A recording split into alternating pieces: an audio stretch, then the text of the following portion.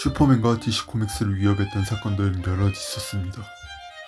2차 세계대전 종결로 인한 히어로의 인기 하락, 프레드릭 웨덤이 슈퍼맨을 포함한 히어로물, 더 나아가 코믹스에 대한 비난, 무리한 확장과 자연재해의 콜라보로 말 그대로 터져버린 DC 익스플로전과 인블로전, 투기의 산물인 코믹스 거품 사태 등 슈퍼맨 자체를 죽여버리는 슈퍼맨의 죽음이나 슈퍼히어로의 존재의 의의를 부정해버린 인피니트 크라이시스, 그리고 최근 슈퍼맨 등 여러 히어로들을 불명예스럽게 퇴장시키려 했었던 5G. 크고 작은 일이 있었지만 슈퍼맨과 DC 코믹스는 살아남았습니다. 인터넷에서 최강의 로봇 하면 거론되는 로봇이 있습니다. 파이널 크라이시스, 슈퍼맨 비욘드에 등장했었던 생각 로봇 코스미나머 슈퍼맨이죠. 다만 작품 내에서 설명이 불친절해 보고도 이해하지 못하겠다, 인터넷에서 부풀어진 것, 결국 맨드락보다 약한 것 아니냐라는 말이 계속 나옵니다. 물론 어느 정도 사실이죠. 코스미가머 슈퍼맨을 이해하기 위해서는 슈퍼맨의 위상을 생각하시면 됩니다. 파이널 크라이시스에서 테러로 다친 루이스 레인을 간호하기 위해 강제로 전력에 가던 슈퍼맨 앞에 한 존재가 나타납니다. 그녀 진로 발라는 등장과 함께 시간을 정지시키고 슈퍼맨의 모든 것을 알고 있다 말하죠. 그녀는 최후의 울트라맨스트럼 슈퍼맨 세계의 말로 피로 루이스 레인을 구할 수 있다고 말합니다.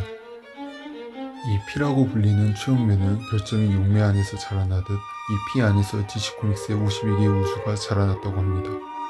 그리고 그것을 닐, 무, 영이라 부르며 자신의 종족들을 제외하고 그 어떤 존재도 담거나 만질 수 없다고 말합니다. 혹자는 이것을 DC 코믹스, 더 나아가 만화가 그려지기 전에 흰 종이 그리고 만화의 여백이라고 말합니다. 그렇다면 이 종이를 다룰 수 있는 건 작가들과 편집자들밖에 없습니다. 혹은 이들을 구입하고 관찰하는 존재들 독자들이거나. 그녀는 작중 내내 슈퍼맨의 세상을 Germ World라고 합니다. Germ은 여러 뜻을 가지고 있지만 주로 세균이라는 뜻을 가지고 있습니다. 작중에서는 유해하고 천대받는다는 의미로 쓰이죠.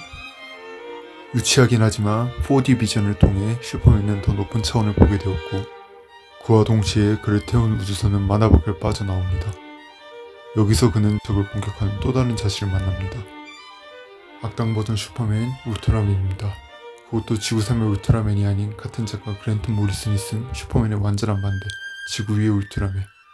이 울트라맨은 지구를 모방한 반물질로 이루어진 슈퍼맨의 대응자입니다. 그 외에 여러 슈퍼맨들이 등장하고 그들은 간신히 림보라는 잊혀진 캐릭터들의 구역에 진입합니다. 그곳에서 히어로들은 기억을 잃기 시작합니다. 왜냐하면 림보는 물질적으로 남아있는 게 없는 기억일 뿐이니 사람들도 남아있는 게 없으면 그 캐릭터를 잊게 되고 그 캐릭터도 자신의 본질을 잃어가기 때문이죠. 그들은 모든 것이 담겨있는 책에서 모니터의 처음, DC 코믹스의 처음을 보게 됩니다. 세상에 모니터만 있고 백색 공간만 있었을 때 한 결함이 나타났고, 그들은 균열 속에서 수많은 이야기들을 관찰하게 됩니다. 그리고 그 이야기의 시작, 균열을 덮고 있던, 격리하고 있던 군적은 한 모습으로 변형되어 가기 시작합니다. 우리들이 익히하는 모습으로. 그 후 이 동상은 녹슬어가기 시작하고 모니터들은 쇠락해가기 시작합니다. 그들은 이 금속을 만든 자를 찾아가며 이야기가 끝나게 됩니다. 책의 마지막엔 이렇게 써져 있습니다. 악이 승리할 것이라고. 궁극의 악은 궁극의 선이고 가장 멸시받는 자가 가장 사랑받는 자를 구할 것이라고. 슈퍼맨도 전에 둘로 나뉘어진 적이 있습니다. 이 둘은 갈등하다가 합쳐져 완전한 슈퍼맨이 되었고, 이 작품 이후에도 나뉘어졌던 슈퍼맨들이 둘로 합쳐져 세계가 변경되죠. 이번에도 슈퍼맨이 합쳐져 완전한 존재가 되었습니다. 작품 초반에 그들의 인지가 초월해 더 높은 차원을 보았죠. 하지만 부족합니다. 모니터 차원은 무지막지하게 거대한 곳이죠. 그곳은 나노 수준의 장난감을 슈퍼맨 세상의 수십 마일의 크기로, 잘하면 지구의 멘틀도 뒤엎어 엎을 만한 크기입니다. 다른 슈퍼맨들은 그곳에 도달하지 못했지만 슈퍼맨은 DC 코믹스의 시초이자 그 자체가 되어 모니터 차원에 진입하죠. I can see the entire electromagnetic spectrum. And those must be atoms. Little clouds of possibility. Einstein couldn't connect the gravitational force to the other three, but if he could have seen this, it's so obvious.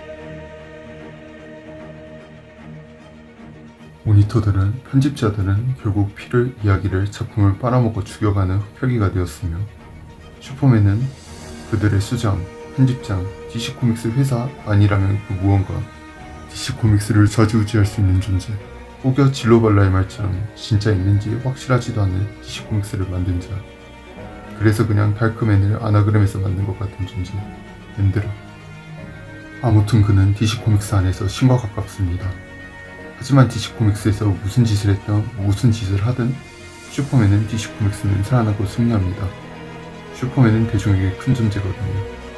앤드락이 자신이 반생명이라고 말한 것 같이 어쩌면 미래에도 DC 코믹스가 사라지기 전까지 DC 코믹스 수장들은 DC 코믹스를 죽이고 망가뜨리려 할 것입니다. 저명한 과학자의 비난이든 편집장의 무리한 방침이든 작품에서 나온 슈퍼맨의 독백처럼 슈퍼맨은 DC 코믹스의 수장들에게서 승리에 어떻게든 살아남을 것이고, 그러면 DC 코믹스는 더더욱 자극적이거나 망가진 내용을 들이부을 수도 있을 것입니다. 하지만 어쨌든 슈퍼맨을 DC 코믹스를 무너뜨릴 수는 없을 것입니다. 결국 슈퍼맨은 이야기는 살아남을 것입니다. 그가 묘비에 새긴 진리와 1940년대 슈퍼맨 애니메이션이 끝날 때마다 보여준 윙크를 작품 마지막에 보여준 것처럼